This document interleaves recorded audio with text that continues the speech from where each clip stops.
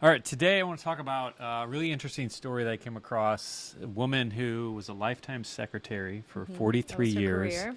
and she invested her way to $7.2 million, which I think is really cool because it proves this thing that we are constantly trying to hammer home, is that you don't need a high income in order to have a high AUM or net worth. Right. And so I just think this is a really, really cool story. And it will just highlight some of her story and some of the lessons that we can take from this. We're pulling a lot of this from an article that we found, so we'll have that linked up down below. But a little bit of her background. She was an orphan. She was apparently raised by her neighbors, which I don't know what that looks like, but just interesting start. And then at age 25, she becomes a secretary at Abbott Pharmaceuticals. I don't know that many pharmaceutical companies, but apparently this was a big one. Yeah, I don't know it either. So she was a secretary there, started at age 25, and continues to work there for 43 years. Now, here's what happened. This is it. In her first year there, she bought 3 shares of Abbott stock for a total of $180. Okay, 3 shares, $180 investment. Which was probably a whole lot of money Probably back was. then. Like, Yeah. I don't know what year this was. Yeah, a while ago for sure. So yeah, probably a lot of money, but as a secretary, she somehow managed to come up with it. She does this, and then those 3 shares, she reinvests the dividends. So the dividend-paying stocks, so they might pay whatever, couple percent each year. She takes that payment, puts it back to buy more stock, and just does that over and over and over again. That's reinvesting your dividends. Okay. So she does lived that. off of her paycheck, and any Yeah. of the dividends she would get, she would just reinvest them. Yep. She Okay. did that for 75 years All until right. she died. Okay. And that's it. And that led to $7.2 million. That's crazy. That's mind blowing. And I love it. That's so cool. And so there's 5 lessons that we can learn kind of from her story that I just want to highlight now. You want to read these? Yeah, And we so can just number chat? 1 is compounding over time is a powerful tool, and the rate of compounding matters greatly.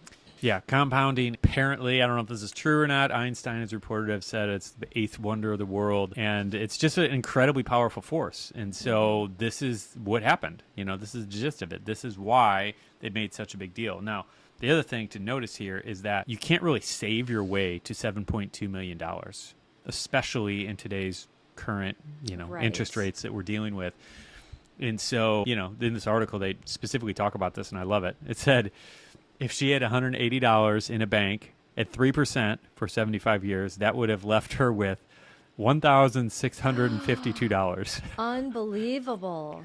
So this is the thing that's so important the here. difference. So compounding is Wow. huge, but the difference between 3% and whatever 12% Abbott stock was, I don't know, is astronomical. $1,600 to $7.2 million. One of the ways I like to look at this that you have said to me before, because this is something where I feel like, well, I don't know enough, and I don't even know how to do that. I make up a lot of excuses that are maybe because I really truly don't understand what to do. But asking someone is an easy way to solve that problem, right? Yeah. But the other way that you have said to me is like, Linda, if someone was going to pay you, what is it, $2 million. $2 million to figure this out, do you think you could do it? And I would go, yeah, actually, I think I could do that for $7.2 million. I mean, Yeah. that's a really easy way to kind of flip this on its head instead of going, well, I don't have the smarts to figure that out. Yeah. I love that. That is a great Asking way to- yourself, well, if somebody even paid you $1 million or $500,000, would it be worth it to you to try and figure it out? And I think Yeah. almost always the answer would be yes. Yeah, that's a great way to look at it. So what's your takeaway from that specifically? I think my takeaway would be if I did not have you in my life doing this for me, which let's be honest, that's what's happening. It's a nice perk, It isn't is it? a nice perk. Not everybody has that though. Like before we were married, I think that was my thing is I was like, well, I can't figure this out. I don't know how to do it. I don't even know where to start. It's like, well, you could start with someone who just has a little bit more information than you. Maybe your boss Just is asking a some great, questions. yeah. Yeah, It's for like, sure. ask your boss if they know anything. Yeah. Ask HR. There's some easy ways. Ask Bob. Honestly, send us a message on Instagram. He'd be happy to give Happy you to a answer little. anything I can. Yeah, give you a starting point at least. Yeah. That's what. Well, my yeah, takeaway and that's for. why we made the 10X course, or 10X investing course. Right. 'Cause that's the whole point, is for people like you who don't know where to start and don't know what to do. It's like, all right, we're going to lay this out step by step as much as possible. Right. So you have something to start, so you have something to run with, you know? And again, if somebody's going to pay you $1 million to do it, you can probably make it happen, right? I think so. I think so. Anyway, all right, let's go to the second point. Number 2 is a simple plan executed over a long period of time usually beats a complicated plan that is adjusted constantly. Yeah. That's really interesting. And again, those are for the people like me who it can be really complicated. But it's not like, that's the thing. It's not that complicated. Like, the financial industry has tried to convince us all that we're not smart enough and that it's so complicated to figure out I think investing. you need to say that again. And so people in the back can hear it. yeah, it's like I grew up in this industry. Like, I worked in this financial industry for years, and I know how it works. Like, they want you to think that it's more complicated than it needs to be. Right. You know, and she happened to, buy this stock at this company that has performed well over the period of time, and she could have bought an Enron or something and lost it. But the point is investing over the long term and just letting it sit and just do its own thing. Like, that's where the power is. Mm-hmm. And this is why, we're all huge advocates for index funds, particularly like U.S. stock market index funds, because they've just consistently performed so well over the long term. And it's a set it and forget it investment that you can set up. And that's the one that Warren Buffett has his wife's investments going to. Yeah, I mean, it's not just that, but So in other words, Warren Buffett suggests it. Yeah, Warren Buffett is always recommending for people who don't know how to invest to pick the S&P 500 index fund and put your money in that. And I think the point is we have all kinds of people day trading and trying to go in and out and flip and blah, blah, blah, blah, blah, all this stuff and running around like they're crazy.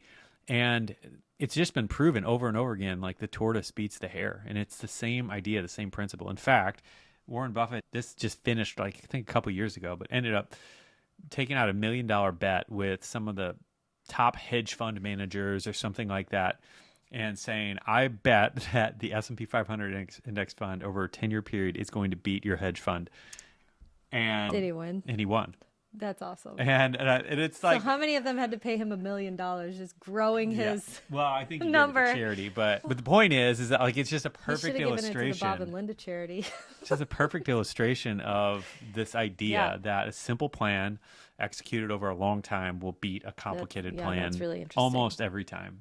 Okay, so that leads us into number 3, which is she held on to it through a whole lot of different things, a bunch of recessions and stock market corrections, wars, everything. She just held for a long, long time and didn't do anything else. Mm-hmm. And I think what happens oftentimes, or I know what happens, is people get freaked out. It's like, uh-oh, we might be going to war, or Russia might be whatever, World War III, whatever. Like, so I'm going to sell all my investments, or there's a recession or COVID hit, so I'm going to sell all my investments, whatever. And, and I've been guilty of this. Like, I think most of us have, and we get freaked out and we sell, and that's the worst time to sell. And if you just honestly, like, forget about it, forget that you even have it and just let it ride, and again, like if it's an individual stock, I don't know that that's necessarily always the best way, depending on the particular approach that you're taking. So I buy stocks with that in mind, knowing that I want to hold this for decades, or I buy index funds that I'm planning on holding for decades. And in that case, then it just makes a whole lot more sense to just forget about it and stop looking at it, delete the thing on your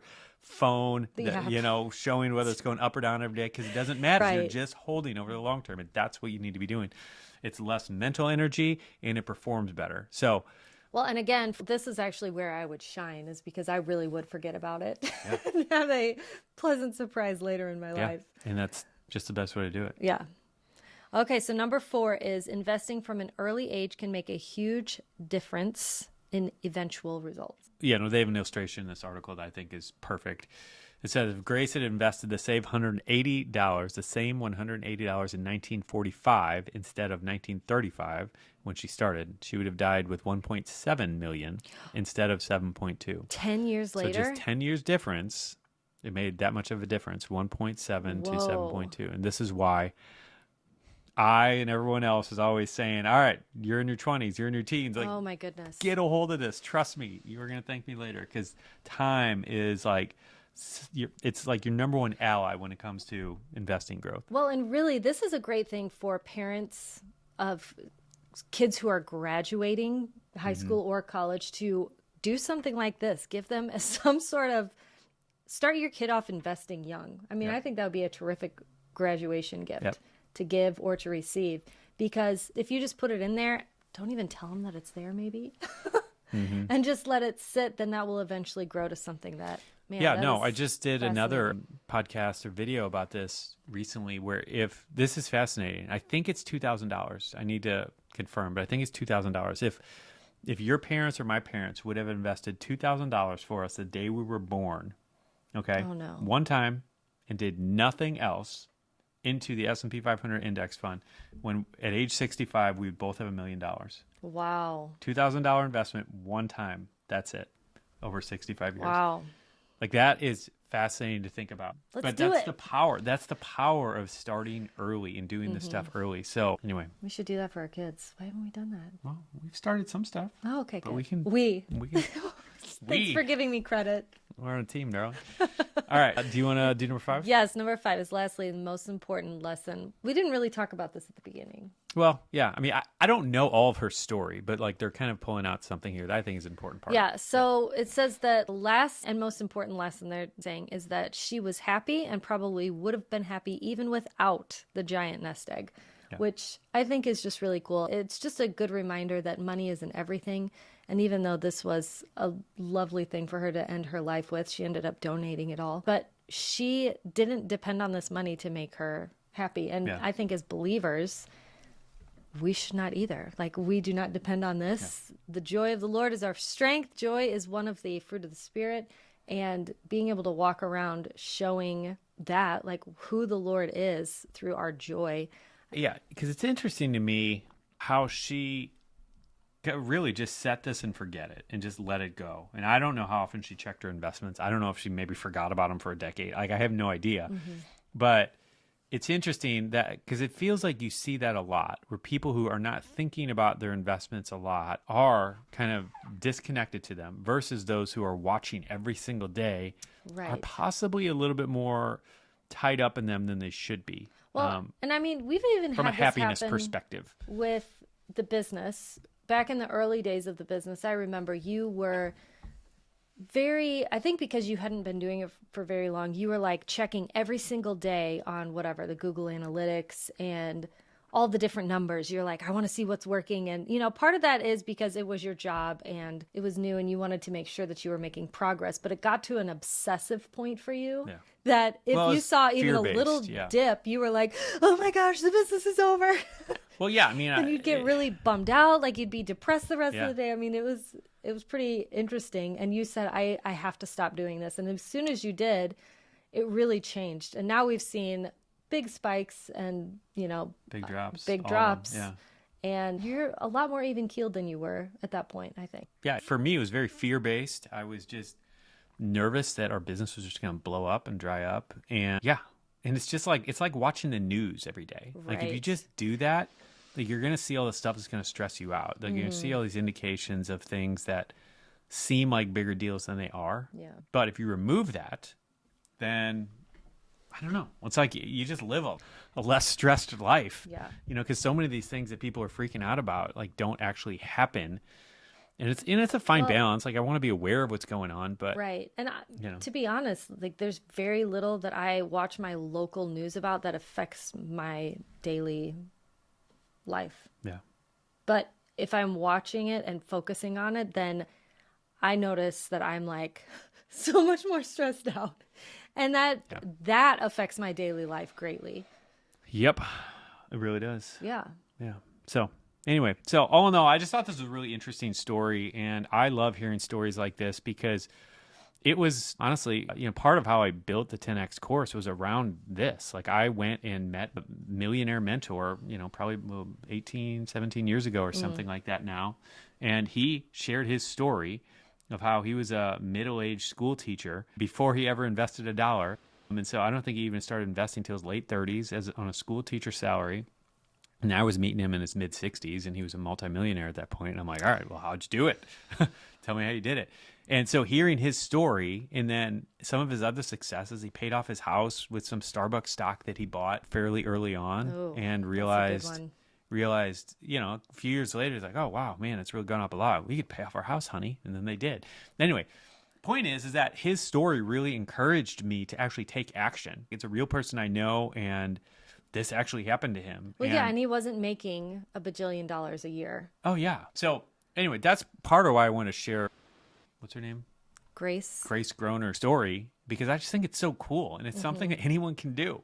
Now whether or not you pick a single stock, that's not necessarily the point. The point is just doing a little bit for a long time consistently. That's the point I want you to take from it. Because, it's not about whether she picked Abbott stock or whether she would have picked GM stock or whatever. Like, there's any number of stocks that she could have picked that it would still be millions of dollars. It's just a matter of, whether it was 7 million or 10 million or 5 million, which most of us don't really care. Like, point is that anything over $1 million sounds good to me. the point is that she's doing really well at the end of her life and had a whole lot to be able to give away at that point. And I just think that's cool. Yeah. So that's why I wanted to highlight because I just think it's fascinating story.